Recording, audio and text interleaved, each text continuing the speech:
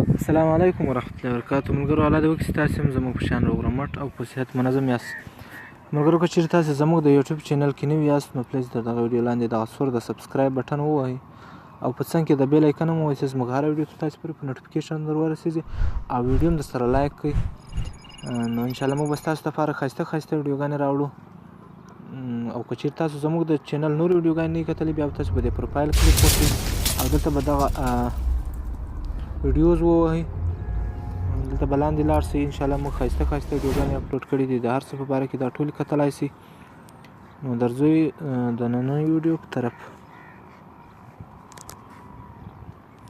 نو ملګرو نن چې دا ویډیو د دې په باره کې تاسې څنګه موږ موبایل ته د دستخط کوډ ولګوو. مثلا یو لیکنه باندې موږ موبایل خلاص کړو یا موږ یو خپل دستخط یې په هغه دستخط باندې موږ موبایل خلاص کړو، بل څوک یې بیا نه شي خلاصولی. نو د دغه لپاره دغه افلکشن ته ضرورت ده. دا به تاسو له فلسټور ډاونلوډ کړئ. ما را ډاونلوډ کړی ده. زه اوس خلاصوم. دا دی دا افلکشن اوس خلاصېږي.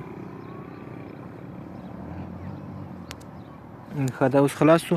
دلته به تاسو خپل دستخط یا کوم لیکنه چې تاسې کوئ هغه لیکنه به ورته ولیکئ. مثلا زه چې تاسو هر رقم لیکنه ورته کوله هغه لیکنه باندې مثلا بیا تاسو کولی شئ چې بیا موبایل خلاص کړئ موبایل کوډ. خو زه اوس فقط اس ورته لیکم. دا یو ځل ورته ولیکو، یو ځل بیا ورته لیکئ، دوه ځله چې ولیکو بیا دلته تاسو پین کوډ غواړئ. تاسو هر رقم پین کوډ ورکوم. مثلا زه ورکوم 1 2 3 4 1 2 3 4 دوه ځلې به دا ورکوو. دلته دا اوکې آپشن و. بس تاسو موبایل ته اوس کوډ ولګېد. اوس ګوره زه موبایل بندوم.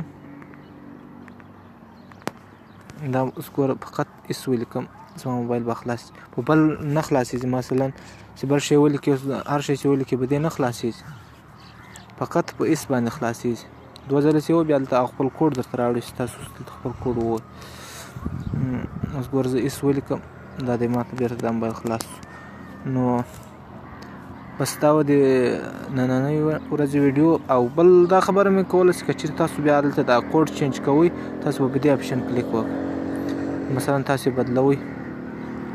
دا ایس ته دا به دوه ځلې وویل دا به بیا اوس چینج کېږي. مثلا زه بل رقم ور اچوم هغه رقم مثلا تاسو ور اچوئ یا خپل دستخط تاسو لرئ یا خپل دستخط ور واچوئ.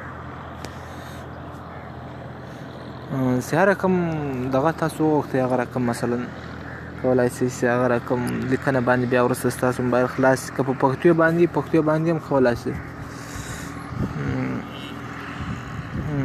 دی نه ده چې فقط په انګریزي باندې به دا خلاصېږي، په پښتو باندې هم خلاصولی شي. مثلا پښتو لیکنه ورته وکړئ په هغه هم خلاصېږي. نو الله دې وکړي چې ویډیو مو خوښه شوي. انشاءالله نورې به موږ ستاسو لپاره ښایسته ښایسته ویډیوګانې راوړو.